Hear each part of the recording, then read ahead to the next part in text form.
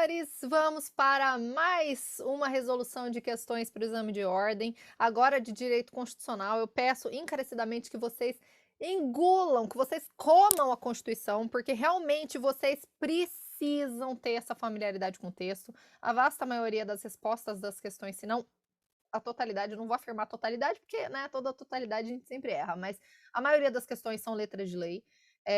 Vocês a maioria das questões de constitucional, vocês precisam sim saber a teoria, mas vocês precisam ter uma familiaridade muito grande com o texto da Constituição.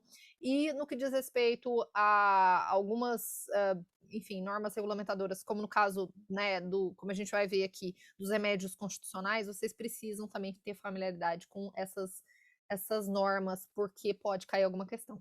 Né? Então vamos ver aqui, vamos passar para as nossas questões, começando pelo 22º exame de ordem. Então vamos lá para a questão 11. Aqui nós selecionamos as questões que tiveram mais polêmicas, né, dentro dos seus respectivos exames. Não veremos todas do 22º exame, por uma questão de tempo, mas vamos lá.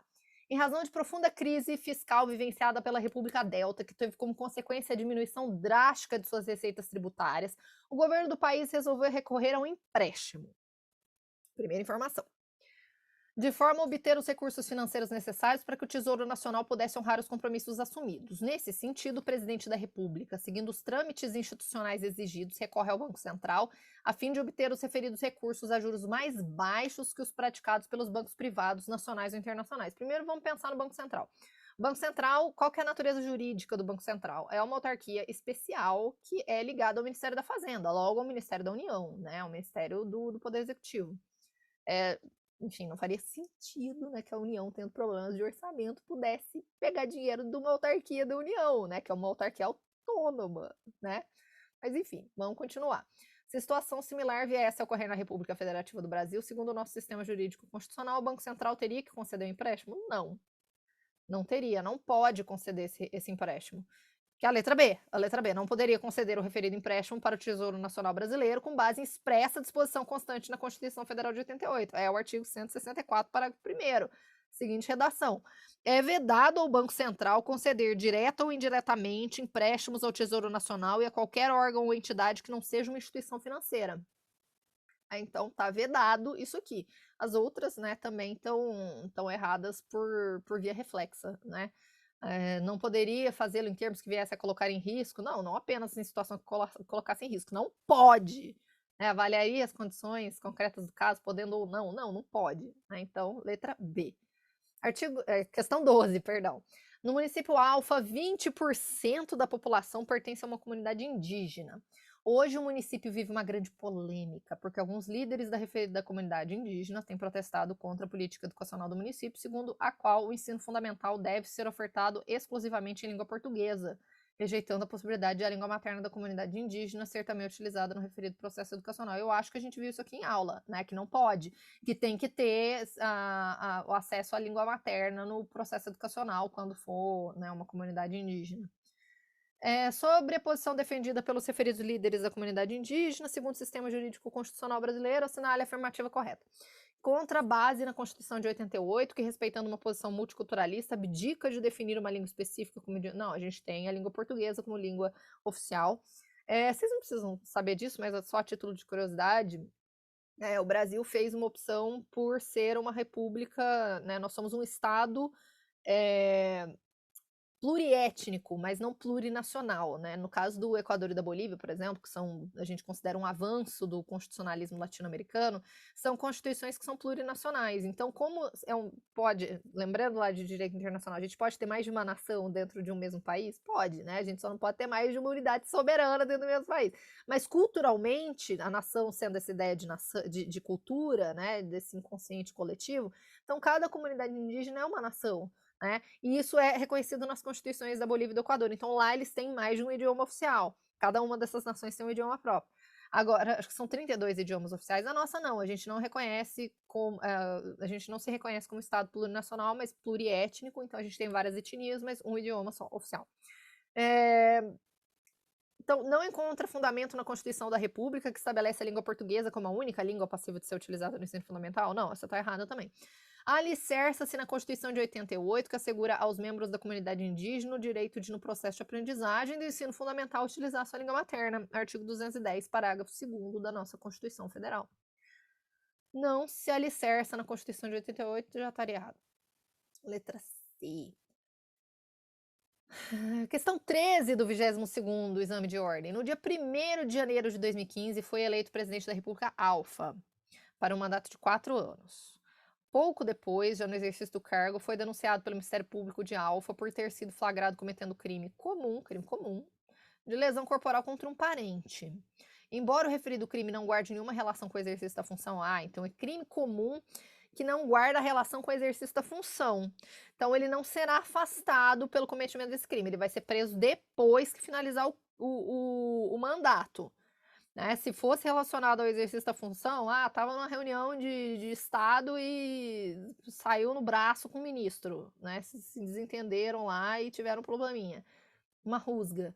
Né? Aí, nesse caso, seria relacionado ao exercício da função, né? Mas aqui, no caso, não. É crime comum de lesão corporal contra um parente, sem relação ao exercício da função, ele não será afastado do cargo, ele somente será preso depois, né? Será, né, julgado, preso potencialmente depois. Embora o referido crime não guarde nenhuma relação com o exercício da função, o presidente da República Alfa mostra-se temoroso com a possibilidade de ser imediatamente afastado do exercício da presidência e preso. Não precisa. Não precisa ter medo. Se a situação ocorrida na República Alfa acontecesse no Brasil, segundo o sistema jurídico constitucional brasileiro, dar-se-ia o afastamento do presidente se o Senado Federal deliberasse dessa maneira por maioria absoluta? Não. Não é crime, não é relacionado ao exercício da função. A permanência do presidente da República no exercício da função, embora tenha que responder pelo crime cometido após a finalização do seu mandato. O afastamento do presidente da República após autorização da Câmara dos Deputados, houvesse sua condenação pelo Supremo Tribunal Federal. Autorização para que o presidente da República finalizasse o seu mandato, caso o Senado Federal assim decidisse, após manifestação da Câmara dos Deputados. Então, nesse caso, é a letra B. Então, a permanência do presidente da República no exercício do cargo, embora tenha que responder pelo crime cometido após a finalização do seu mandato. Artigo 86, parágrafo 4º. Então, ele permanece no exercício da função, embora tenha que responder pelo crime após a finalização do seu mandato. A letra B. Ante a ausência de norma regulamentadora de direito social na Constituição da República, cuja edição é de competência da União, ao que se soma a constatação de que a mora legislativa já fora reconhecida em diversas decisões do tribunal competente, aí a União não saiu da inércia e não produziu essa norma regulamentadora. O Sindicato dos Radiologistas do Estado Alfa, organização sindical regularmente constituída em funcionamento há mais de um ano, ingressa com mandado de instrução coletivo, é competente? É competente. Entidade de classe constituída em funcionamento há mais de um ano. Lei do mandado de injunção. Artigo 12. Pugnando pelo estabelecimento das condições necessárias à fruição do referido direito de interesse de todos os servidores públicos lotados no Hospital de Diagnóstico por Imagem do respectivo ente, uma fundação pública estadual. A partir do caso apresentado, com base na Constituição vigente na Lei 3.300 de 2016, assinale a afirmativa correta. Qual é a alternativa correta? Vamos lá. Petição inicial do mandado de injunção deverá ser indeferida desde logo, eis que manifestamente incabível, pois o autor não tem legitimidade ativa para sua propositura? Tem legitimidade ativa sim. Ainda que reconhecido o estado de mora legislativa, o Supremo Tribunal Federal não pode estabelecer as condições? Pode, sim, pode. Inclusive foi o caso do próprio mandado de injunção, que até 2016 não tinha norma regulamentadora, né? Quando eu fiz a prova da OAB, quando eu fiz a segunda fase da prova da OAB, eu fiz a prova em abril de 2014, eu fiz no 9º período. Ainda não tinha norma regulamentadora do mandado de injunção, agora tem, né? Desde 2016, então pode sim. Mandado de injunção coletivo deveria ter sido proposto perante o Tribunal de Justiça do Estado Alfa, enfim, não, né? Artigo 102, a competência para reconhecer mandado de injunção coletivo é originária do Supremo Tribunal Federal. Com o trânsito em julgado da decisão do Supremo Tribunal Federal, julgando procedente o pedido formulado, seus efeitos podem ser estendidos a casos análogos por decisão monocrática do relator, artigo 9º, parágrafo 2º da Lei 13.300 de 2016. Pode sim.